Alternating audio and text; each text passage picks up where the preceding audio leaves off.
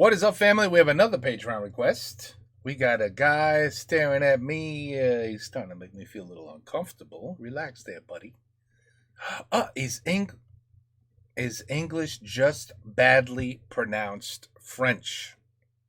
Quoi? How's that possible? The English language doesn't exist. It's just badly pronounced French. It's just badly pronounced French. Okay, restaurant. Oui, je comprends. But in Spanish it's restaurante, right? In German it's probably something totally different. But other than a word like that, toilet, toilette. Okay, all right, I understand. Maison, house. What happened there?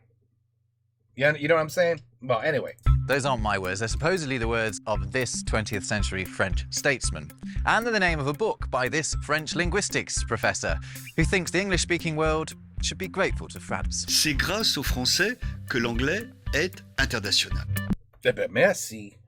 Is he right? How French is English after all?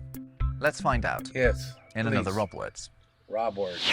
So English is a Germanic language. Some people will try to tell you it isn't for reasons that will become clear, but it is. Old English was brought to the British Isles by Germanic tribes. It was closely related to the languages that became German and Dutch. And in fact, it's not totally ridiculous to claim that a modern-day German would have a better chance of understanding Old English than a modern-day Brit. Old English is really nothing like the English that we speak today. It had grammatical gender, you had to put words in a different order, and it had all these complicated variable endings for now. Oh my God. You know how many times I've heard that the English is just complicated? It's very, very difficult to learn this language. Could you imagine learning old English? Nouns, adjectives, and verbs. But a millennium and a series of historical events have changed our language completely. And perhaps the single biggest event was this. In 1066, the French arrived, specifically the Normans, and English would never be the same again. As Professor Cerquilini puts it in his book, without the Normans, English would today be a second Dutch. Would that be so bad? And the thing is, he's sort of right. When the Norman king, William the Conqueror, seizes the throne of England, he initiates a period of enormous linguistic change. He kicks out all the English nobles and replaces them with his pals. He sacks all the English bishops, bar one, and puts Normans in their place. And suddenly, anyone with any power in England is speaking French. And that remains the case for a few centuries. You know, one of England's most celebrated kings, particularly by English nationalists, Richard the Lionheart, spoke barely a word of English. That's if he spoke any English at all. What? So French was the language of the elite. It became the language of government, chivalry, and art. All French words, by the way. As a result, French words from these fields start to stream into the English language. You needed to know them to get anything done. And to this day, many of our words for power, justice, and culture are from French. Words like parliament, council, court, judge, prince, battle, painting, music. I could go on. And I will. Tax, bill, jury, prison, baron, duke, culture, theatre, mayor, minister. I could still go on. And I will. Words like attorney, rule, economy, faith, war, peace. I think you've got the picture. And what also happens is the names for traders and artisans start to change too. They take on more prestigious sounding French names. The Old English fleshmonger is replaced by the Old French butcher. The tree wright becomes the carpenter. The chapman becomes the merchant. And we end up with barbers, drapers, grocers, masons, and tailors. All words from French. And the power dynamic between the lowly English and the Norman nobility is apparent even in our language today. We've ended up with two words for a lot of animals, an Old English derived one for when they're alive and a French one for when they're served up for dinner. We have cow and beef, sheep and mutton, deer and venison, because the English would encounter them on the farm and the Normans would encounter them Mutton. on the plate. Okay. You've perhaps heard all of that before. I'm by no means the first to point it out. In fact, Walter Scott tackled it way back in 1820 in Ivanhoe, his tale of an Anglo-Saxon noble family surrounded by Normans. Look like a in boy. it, the jester, Wamba, says, "Old Alderman Ox continues to hold his Saxon epithet while he's under the charge of serfs and bondsmen such as thou, but becomes beef, a fiery French gallant, when he arrives before the worshipful jaws that are destined to consume him. Mynheer Calf, too, becomes Monsieur de Veau Blanquette de veau. in the like manner. He's Saxon when he requires tendance and takes a Norman name when he becomes matter of enjoyment." Many of our words for a fancy banquet come from French too. A servant may bring you your dinner or serve you a bottle with supper. Loads more of these coming up. But if all this talk of French has got you thinking, man, I really should get round to learning another language, allow me to help you out with that, because viewers of this video can get a special discount at Lingoda. Lingoda is a great place to learn a language because its approach is all about getting you speaking to real people as soon as possible. This is essential the way I see it, because from my own experience learning languages, the real learning starts when you actually begin to communicate. That's very true. That is very true. Most of my memory is coming back to me with French simply because I am listening and hearing so much French lately. And you know what? I have a feeling if I listen to like just tons and tons of Spanish videos with English subtitles, that's also another very good way to learn. You will learn. You will just start, words will just start getting stuck in your brain. You'll be like, oh, mierda, maricón, oh, puta. Like you start learning words that just come to you. You know what I mean? And you're just like, damn, I understand a little bit of Spanish. Those are bad words?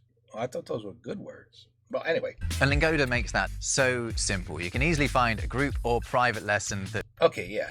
We understand, my friend. We understand. But This is 60-day we got things to do. You know what I'm saying? There's a lot of videos. course aimed at getting you in a daily language learning habit and staying motivated. All right. If you complete it, you can get 50% cash back. See? And that 50%. combination of the So go here and there, and you'll get 50% off because of him. So yeah, remember, Lingoda. You can get a €20 or $25 discount off the Lingoda Sprint Challenge. So All right, check it out. check it out. Okay, back to the many French words in English. And Yes. like with the meats, our names for family members show the former prestige of the French language. Our closest family have Anglo-Saxon names: mother, daughter, father, and son. These words have all been with us since Old English. Sue. But niece, nephew, aunt, uncle, cousin, they're all French words. You need to be able to describe non-nuclear family members when it comes to matters of hierarchy and succession, but not necessarily when you're only ever handing the family farm down to the next generation. During this period, which we call the Middle English period, the appetite for taking French words is pretty much insatiable. In fact, in some cases, we even took the same French words twice, but in slightly different forms. William the Conqueror and his lot brought over a specific dialect of Old French, Norman French. It was spoken in northern France and was a version of French influenced by Germanic pronunciations. The Normans were essentially Vikings who'd settled in northern France and learned the lingo. It's what the word Norman means. But a bit less than a century after William first claims England for himself, the crown passes down to the Plantagenets, a dynasty that spoke a different dialect to William, one that came from central France. So check this out. When Norman French used a w sound at the start of a word, the central French dialect tended to use a g. The Normans made a k sound, where their counterparts to the south made a ch, and they made a ch sound, where central French made a s. Why can't everybody just speak one language? Seriously, why all this confusion? Now, during the Middle English Everybody wants to be different. period, English took on versions of the same word from both dialects, many of which remain with us today. We Oh, took, for example, like? both warden and guardian, warranty and guarantee, wage and gauge, catch and chase. Now, these words Ah. meant the same as each other, but when we took them on, we charged each with its own nuance. And that tactic of borrowing a word but giving it a slightly narrower meaning is a tactic that has helped make English the gloriously rich language that it is. Because instead of French words replacing Anglo-Saxon words, a lot of the time they sat alongside them. For example, we can still ask for something, but we can also demand it. We can answer demander. and we can respond. We can wish and desire, begin and commence. We have the Anglo-Saxon versions and the French-derived versions. So English takes on vast amounts of French words during this Middle English period, but it also never really gets out of the habit, even after French stops being the language of the ruling class, a process that begins with the English crown losing Normandy in 1204 and ends arguably with the 100 Years' War between England and France, when speaking French in England was no longer de rigueur, but something of a faux pas. Over the centuries since then, we've continued to take on French words, mainly because French has always been a bit prestigious. It's fancy. It's bourgeois. Kinda. Definitely, it's, we call it a romantic language over here. So we've given various Anglo-Saxon nouns florid French adjectives. Things concerning the brain are mental. Things in our house are domestic. And our towns are urban. A lot of that's just the result of a fashion in the 15th century. And as the professor points out, in the 18th century, a mania for all things French saw us borrow ballet, connoisseur, coquette, coterie, intrigue, and soubrette. I actually had to look up soubrette. Apparently, yes, soubrette, a maidservant. Oh, I wouldn't have known that. It's a maidservant or lady's maid as a character in a play or opera, usually one of a pert, coquettish, or intriguing character. Pert. The upshot of all this is that it's now thought that just shy of 30% of the words in modern-day English come from French. That's huge. And if you take into account the Latin-derived words in English too, you see that the minority of English words are actually Germanic. On the face of it, that seems like a win for those who say English is more of a Romance language than a Germanic one. But not so fast, because what's important here is precisely which words come from where. Because yes, there are lots of French words in English in terms of raw numbers, but the vast majority of the words we actually use day to day are Germanic. Our core vocabulary is overwhelmingly from Old English. On this list of the 100 most frequently used words in English, only one of them is from French, and that's the word people. People's from France? What? Les gens? A word that we've recently handed back to the French, and they're using to describe their celebrities. You guys, France uses people?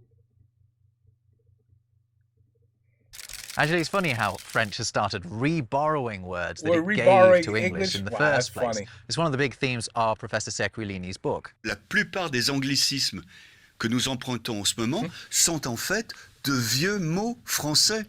On le sait pour tennis, qui est tenez, au jeu de paume on envoie la balle. His point is that French speakers should actually take heart in the fact that French has permeated the English language so deeply that English is now redistributing it to the rest of the world. Organisation des Nations Unies. 3 mots français. L'anglais international, c'est du français. Soyez fiers. Yeah, also United States. That's 2 words from French. States is an interesting one, actually. I dedicated a large chunk of a previous video to this next bit, but a surprising number of ST words in English have a modern French equivalent. But how is states? État? With E with an accent, T. In the case of state, it's état, but... Oui, mais... Because what? The TAT and the E's reversed? Makes it a French word? Also, stage has étage, stranger has étranger. That's because The Old French versions of these words started with est. English dropped the E and French dropped the S. So we may have put our own spin on them, but French words really are everywhere in our language. Put our And own spin. undoubtedly, vocabulary is the most profound way in which French has influenced English. But it's not the only way. The grammar of English has changed significantly since Old English, and a large amount of that change happened as the Normans arrived and Old English became Middle English. Now, it's hard to say exactly how much of this change is attributable to French influence. English, for example, has just come into a great deal of contact with the language of the Vikings, Old Norse, too. But there are at least a couple of changes for which French has to be the prime suspect. One of them is that we developed a second way to indicate that something belonged to someone or somewhere, and we still have both now. So nowadays we can say the king's sword or the sword of the king. The first of those reflects the Old English construction, and the second is applying the same formula as French does. It uses a word to suggest possession. In French, de, in English, of, instead of just adding letters to the end of whatever is doing the possessing, like Old English did.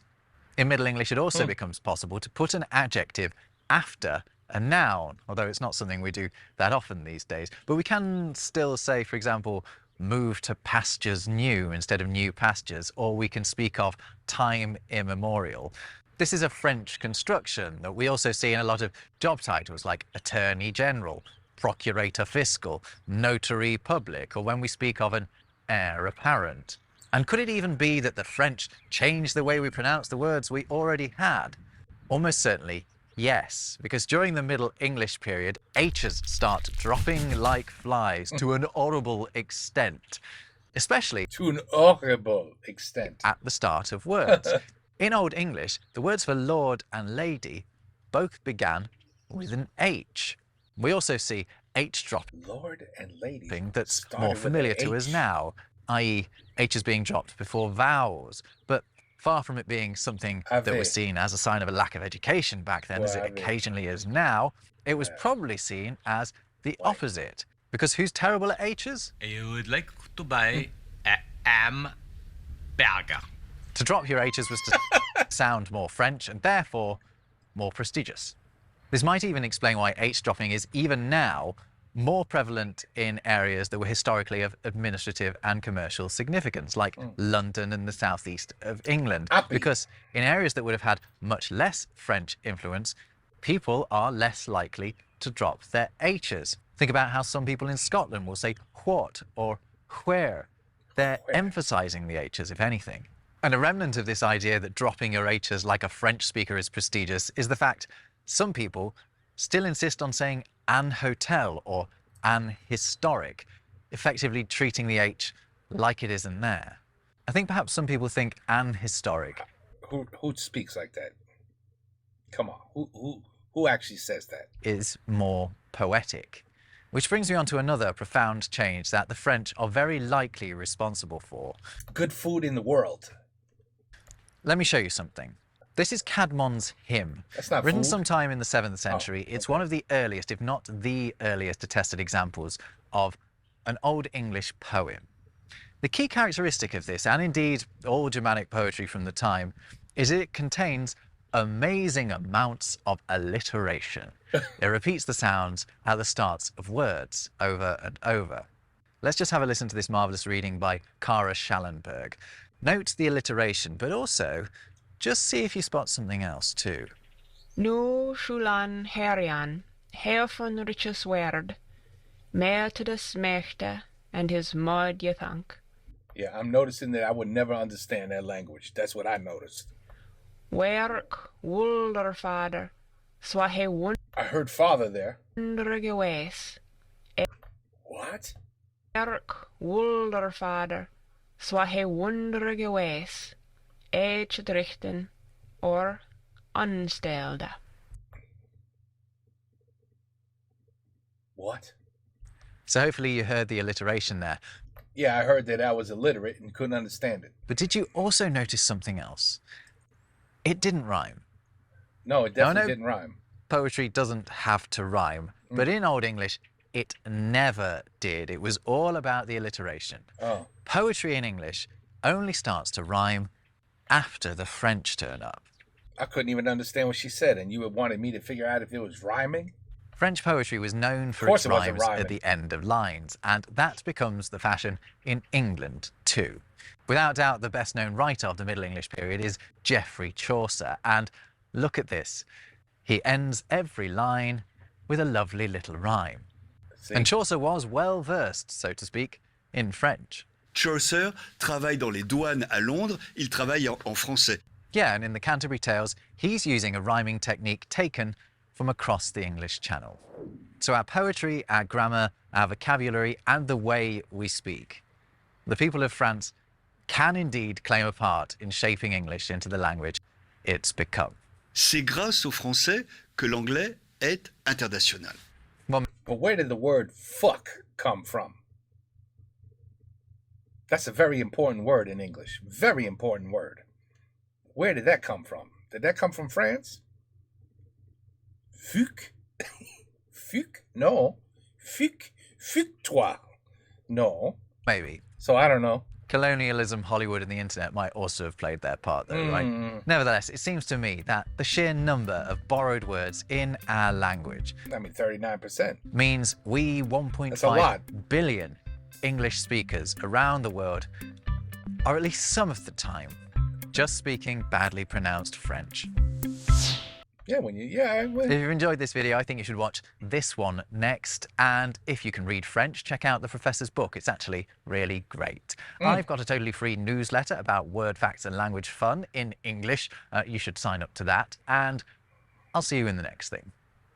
À la prochaine. Ooh, à la prochaine. Very good, my friend. Very good friend. See, à la prochaine. See you next time. Did you hear any resemblance? À la prochaine. See you next time. Quoi?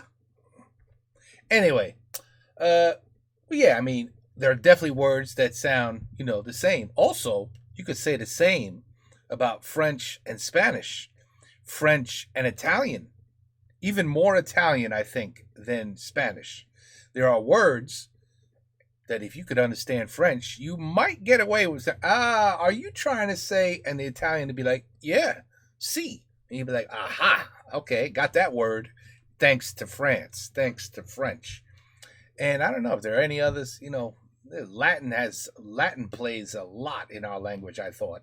But anyway, yes, there's definitely, I can't argue. There's definitely a lot of French words that just the pronunciation is changed, but the word itself is like, yeah, I say toilet, you say toilette, and then when we look at the spelling, it's almost identical. You know what I mean?